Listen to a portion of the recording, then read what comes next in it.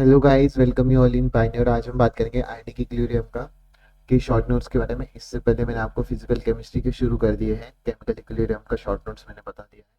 धीरे धीरे आपको बहुत सारे लेक्चर के शॉर्ट नोट्स मिल जाएंगे। बाकी जिसके नहीं मिल रहे उसके आपको क्वेश्चन प्रैक्टिस जरूर मिल जाएगी।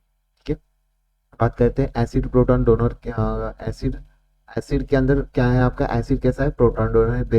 बेस कैसा है? प्रोटॉन एक्सेप्टर है। यहाँ पे इक्वल टू साइन लगाना भूल गए। एसिड कैसा है आपका? प्रोटॉन डोनर है। बेस आपका प्रोटॉन एक्सेप्टर है।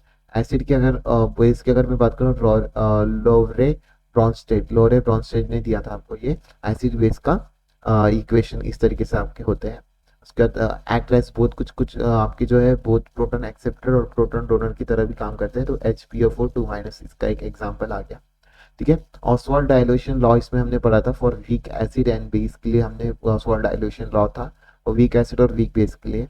एसिड में क्या होगा? H+ निकाल दिया एसिड में से तो आपका कॉन्जुगेट बेस बन जाएगा।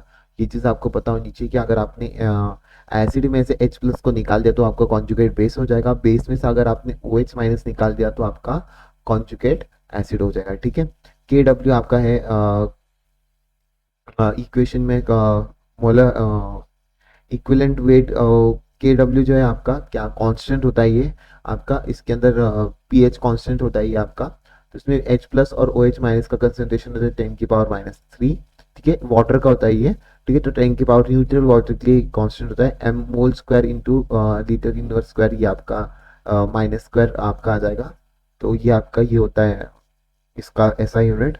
उसके बाद pH+POH अगर आप करोगे तो आपका कितना होता है? 14। ये आपको पता होना चाहिए। KW की अगर मैं बात करूँ, K+OH- इज इक्वल टू 10⁻14 इस तरीके से होगा। pH+POH आपका कितना हो जाएगा? 14 हो जाएगा। pH की अगर मैं बात करता हूँ, -log H+ आपका आ जाता है, -log H+। POH की अगर मैं बात करता हूँ, -log OH- इस तरीके से आपको देखने को मिलता है। PKW का एक और फॉर्मूला है, -log PKW। ठीक है, इज इक्वल टू PKW आपको बता दिया था 10⁻14 होता है। PKW का आता है -log ऑफ KW। ठीक है, ये आपको पता होना चाहिए, इंपॉर्टेंट होता है। इससे आपको pH निकालना आ जाता है। वीक एसिड की अगर मैं बात करूंगा H+ की, H+ के अंदर आपको C अल्फा दे रखा है इनिशियल कंसेंट्रेशन। अल्फा का आपका डिसोसिएशन कांस्टेंट हो जाता है √KA × C क्या हो जाता है आपका? Initial concentration. और KA आपका क्या हो जाता है? डिसोसिएशन कांस्टेंट हो जाता है। क्या हो जाता है? Dissociation constant. जब आपको वीक एसिड के अंदर H+ का कंसेंट्रेशन पूछा जाए तो इस तरीके से आप कर सकते हो। ठीक है, C अल्फा या फिर √KA × C। उसके बाद वीक एसिड वीक बेस अगर आपको दे दिया तो KH is equal to KW/KA × KB आपका आ जाएगा। और H जो आपका आ जाता है √KH, हाइड्रोलिसिस कांस्टेंट होता है ये। ठीक है, पीएच आपका ये चीज बहुत इंपॉर्टेंट है। पीएच इसका वीक एसिड वीक बेस का याद रखना है आपको।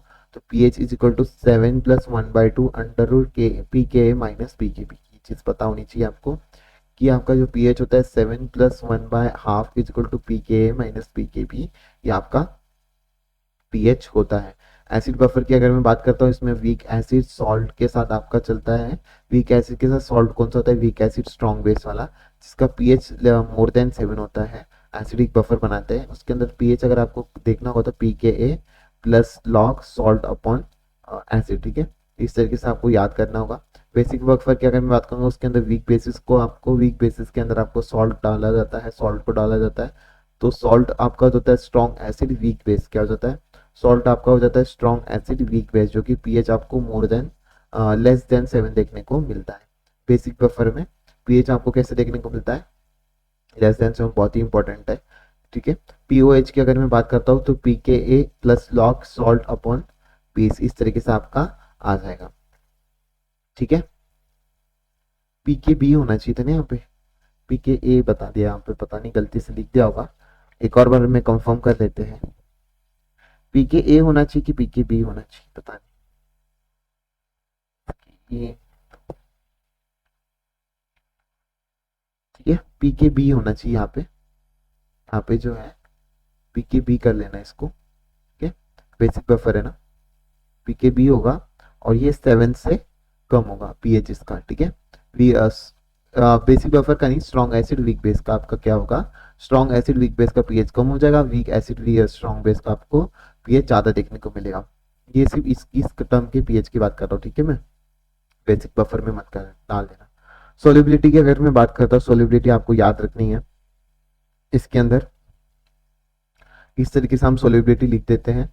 ये आपको सोल्यूबिलिटी आती थी इन टर्म्स ऑफ एस की टर्म्स में, अगर आपने देख लिया होगा। तो ये मैंने इक्वेशन दे दी है। क्या करना है, बस एक्स का जितना स्टोइकोमेट्रिक कोफिशिएंट है उसको डिवाइड में डालना है, और अगर सोल्यूबिलिटी के टर्म्स में डालोगे तो उसको इनटू भी करना है, और उसी को उससे मतलब स्क्वायर के फॉर्म में, इसको ब्रैकेट के फॉर्म में अपर लेके जाना है।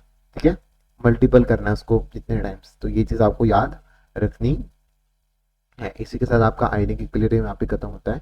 Thank you so much guys, see you in next video. I hope आपको अच्छा लग रहा हो तो do like comment and subscribe. Thank you so much.